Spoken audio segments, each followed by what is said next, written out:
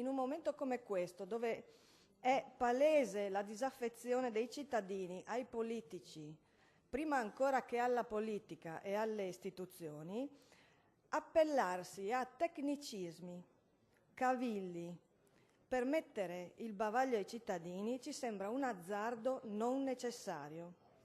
Io confido che molti che hanno assistito a questo dibattito comprendano il significato profondo che il voto per la non ammissibilità di questa richiesta di referendum si porta con sé.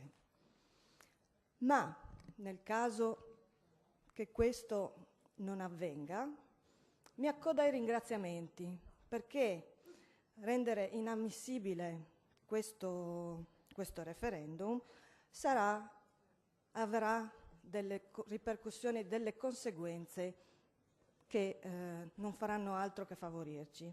E quindi, in conclusione, io rinnovo l'invito a considerare ammissibile questa proposta di referendum, soprattutto per il rispetto verso i cittadini.